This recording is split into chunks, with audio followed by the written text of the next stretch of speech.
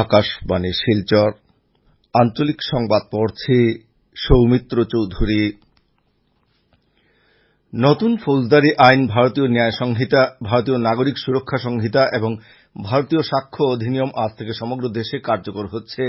সংসদের গত শীতকালীন অধিবেশনের সময় এই তিনটি বিল আইনে পরিণত হয়েছিল। নতুন তিনটি আইন ভারতীয় নাগরিকদের জীবনে সহায়ক হবে বলে আশা করা হচ্ছে। নতুন ফৌজদারি আইনগুলির বিভিন্ন উল্লেখযোগ্য দিক হচ্ছে ঘটনার অনলাইন অবগতিকরণ, যেকোনো থানায় মামলা দায়ের করার সুযোগ এবং ঘটনার অভিযোগকারীদের দ্রুত এজাহারের প্রতিলিপি প্রদান করা সম্ভব হবে। এছাড়াও কোনো ব্যক্তিকে গ্রেপ্তার করা হলে ওই ব্যক্তির স্থিতি সম্পর্কে তার নিকট আত্মীয়কে অবগত করতে হবে। নতুন আইন তিনটিতে মহিলা এবং শিশুদের বিরুদ্ধে সংগঠিত অপরাধের তদন্ত অগ্রাধিকারের ভিত্তিতে সম্পূর্ণ করার উপর গুরুত্ব আরোপ করা হয়েছে। এ ধরনের মামলা নথিভুক্ত হলে 2 মাসের মধ্যে মামলাগুলির নিষ্পত্তি করতে হবে। এদিকে আসাম সরকার ভারতীয় ন্যায় সংহিতা, ভারতীয় নাগরিক সুরক্ষা সংহিতা এবং ভারতীয় সাক্ষ্য অধিনিয়ম নামের তিনটি নতুন আইন রাজ্যে সফল বাস্তবায়নের জন্য ন্যায় বিভাগ এবং আসাম পুলিশের সহযোগিতায় যাবতীয় ব্যবস্থা গ্রহণ করেছে। রাজ্যের গৃহ ও রাজনৈতিক বিভাগের মুখ্য সচিবের নেতৃত্বে একটি উচ্চ পর্যায়ের কমিটি গঠন করা হয়েছে। সেই সঙ্গে সরকারি আইনজীবী এবং পুলিশ আধিকারিকদের প্রশিক্ষণ প্রদান করা হয়েছে। এছাড়া গৌহাটি প্রেস ক্লাবের উদ্যোগে গতকাল নতুন আইনগুলির বাস্তবায়ন নিয়ে সংবাদ মাধ্যমের জন্য একটি কর্মশালাও অনুষ্ঠিত হয়। কর্মশালায় অংশগ্রহণ করে আসাম পুলিশের অপরাধ অনুসন্ধান শাখার অতিরিক্ত সঞ্চালক প্রধান মুন্না প্রসাদ গুপ্তা জানান যে নতুন আইনে শাস্তি প্রদানের পরিবর্তে ন্যায় প্রদানের ব্যবস্থা করা হয়েছে। এর দ্বারা ভুক্তভোগীরা স্বচ্ছ প্রক্রিয়ায় দ্রুত ন্যায় লাভ করবেন বলে শ্রী গুপ্তা আশা প্রকাশ করেন। চলতি বছরের লোকসভা নির্বাচন বিশ্বের সর্ববৃহৎ নির্বাচন হিসেবে পরিগণিত হয়েছে এবং এবারের লোকসভা নির্বাচনে দেশের 65 কোটি লোক গণতান্ত্রিক অধিকার প্রয়োগ করেছেন। গতকাল আকাশবাণীর মন কি বাত অনুষ্ঠানে অংশ নিয়ে প্রধানমন্ত্রী নরেন্দ্র মোদী বলেন যে বিশ্বের অন্য কোন দেশে কখনো এত সংখ্যক লোক গণতান্ত্রিক অধিকার প্রয়োগ করেননি। লোকসভা নির্বাচনে দেশের সংবিধান ও গণতান্ত্রিক ব্যবস্থার প্রতি পুনরায় আস্থা প্রকাশ করার জন্য প্রধানমন্ত্রী দেশবাসীকে ধন্যবাদ জানিয়েছেন। এবছর বিশ্ব পরিবেশ দিবস উপলক্ষে আরম্ভ করা এক পেড় মা কে নাম নামের বিশেষ অভিযানের কথা উল্লেখ করে শ্রী মোদী সমগ্র দেশের জনসাধারণকে মায়ের সঙ্গে একটি গাছের চারা রোপণ করতে বা একটি চারা মায়ের নামে উৎসর্গ করতে আহ্বান জানিয়েছেন।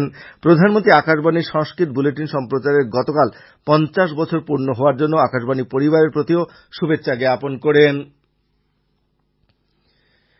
রাজ্যের স্বাস্থ্য, শিক্ষা ও গবেষণা বিভাগের আয়ুক্ত সচিব সিদ্ধার্থ সিং স্বাস্থ্য ও পরিবার কল্যাণ বিভাগের আয়ুক্ত সচিবকে পত্র পাঠিয়ে সরকারি চিকিৎসকদের নিজের কর্তব্যের সময়কালে ব্যক্তিগত হাসপাতালে চিকিৎসা প্রদান না করতে নির্দেশ জারি করেছেন। উল্লেখ্য, গত 27 জুন মুখ্যমন্ত্রী ড হিমন্ত বিশ্ব শর্মা বরপেটার ফখরুদ্দিন আলী আহমেদ চিকিৎসা মহাবিদ্যালয় হাসপাতাল পরিদর্শন করে কর্তব্যের সময় চিকিৎসকরা যাতে কোন ব্যক্তিগত হাসপাতালে ব্যস্ত না থাকেন সে বিষয়ে ব্যবস্থা গ্রহণ করতে নির্দেশ দিয়েছিলেন। আজ করিমগঞ্জ জেলার 41তম প্রতিষ্ঠা দিবস বিভিন্ন কার্যসূচির মধ্য দিয়ে পালন করা হচ্ছে।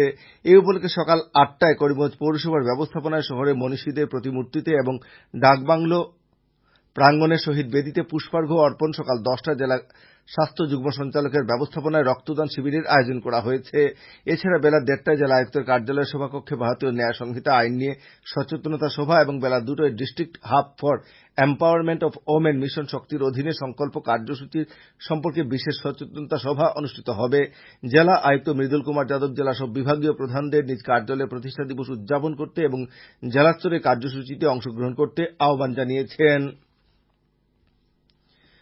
উত্তর পূর্ব সীমান্ত রেলের পক্ষ থেকে এক বিজ্ঞপ্তিতে জানানো হয়েছে যে আজ গৌহাটি এসএমভিটি বেঙ্গালুরু এক্সপ্রেস, আগামীকাল শিলচর কোয়েম্বাটোর এক্সপ্রেস এবং আগামী 4 জুলাই শিলচর তিরুবনন্তপুরম সেন্ট্রাল এক্সপ্রেস আসানসোল আন্ধ্রা মেদিনীপুর হিজিলি ভদ্রক হয়ে পথ পরিবর্তন করে চলাচল করবে।